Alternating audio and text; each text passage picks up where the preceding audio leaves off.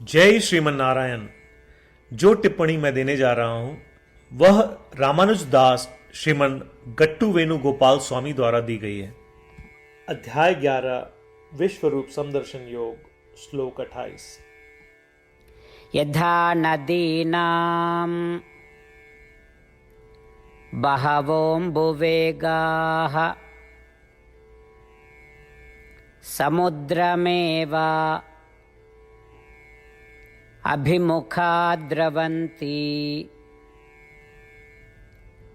तथा तवामि नरलोकवीराः विशन्ति वक्त्राणि अभिविज्वलन्ति। ओम।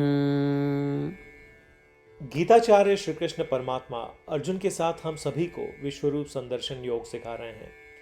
इसी क्रम में अर्जुन श्री कृष्ण से प्रार्थना कर रहे हैं, हे श्री कृष्ण, जिस प्रकार अनेक नदियां तेजी से समुद्र में प्रवेश करती हैं, उसी प्रकार ये सभी वीर राजा सभी दिशाओं से आपके अग्निमय मुख में प्रवेश कर रहे हैं।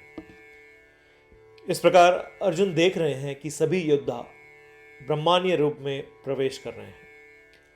आइए हम श्री कृष्ण परमात्मा के ब्रह्मांडीय रूप की कल्पना करें और इस सत्य को महसूस करें कि हम अपने शरीर के माध्यम से जो यात्रा करते हैं वह हमारे नियंत्रण में नहीं है।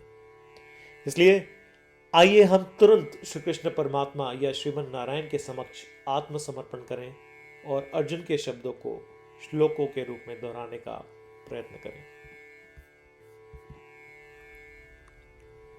यथा नदीनां बहवोऽम्बुवेगाः समुद्रमेवाभिमुखा द्रवन्ति तथा तवामि नरलोकवीराः विशन्ति वक्त्राणि अभिविज्वलन्ति। श्रीमद् भगवद गीता का संपूर्ण सार श्री कृष्ण परमात्मा द्वारा अध्याय 18 श्लोक 65 से 70 में 8 कार्य करने के लिए दिया गया है। श्री कृष्ण कहते हैं, मुझे वे लोग पसंद है जो इन 8 बातों का पालन करते हैं। मैं उन भक्तों की हर प्रकार से रक्षा करूंगा।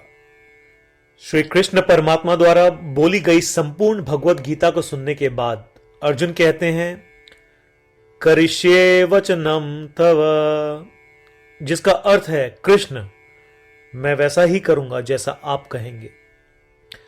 यही कारण है कि श्री कृष्ण ने अर्जुन को सभी प्रकार की सफलताएं और जीत प्रदान की है। आइए परमात्मा को वचन दे कि हम इन 8 कर्मों का पालन करेंगे। ऐसी कोई पूजा, तप या यज्ञ नहीं है जो परमात्मा को यह शब्द देने से बढ़कर हो।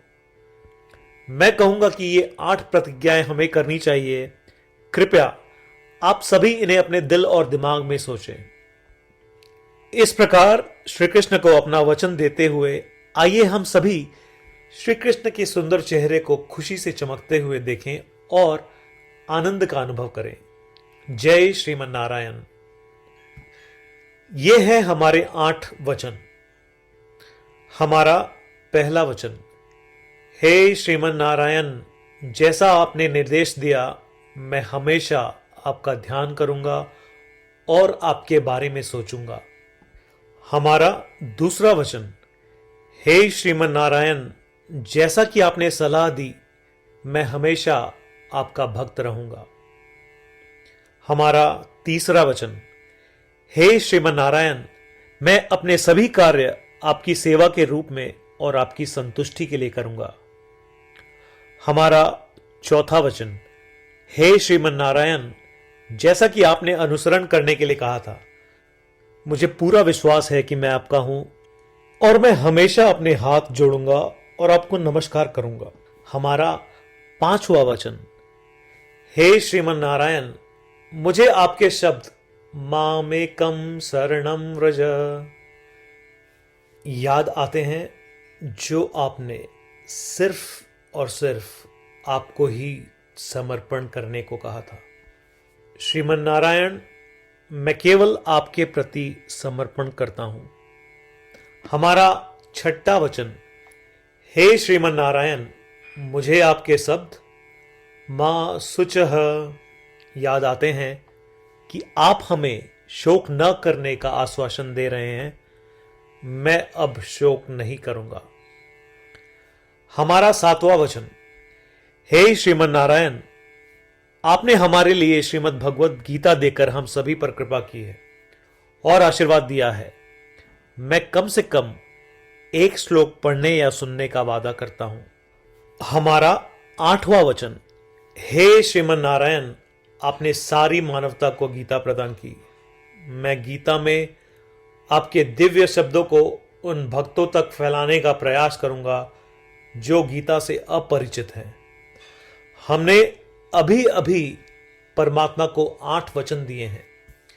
प्रतिदिन श्रीमन नारायण को यह वचन देना कि हम वैसा ही करेंगे जैसा वे कहेंगे, अपने आप में एक महान पूजा है। आइए हम उसे अपने अटल विश्वास के साथ अपना वचन दें। श्रीमन नारायण करिष्ये वचनम तव, जिसका अर्थ है, श्रीमन नारायण, मैं आपके निर्देशों के अनुसार कार्य करूंगा। सर्वम श्री कृष्णार्पणमस्तु। जय श्रीमन नारायण। यथा नदीनां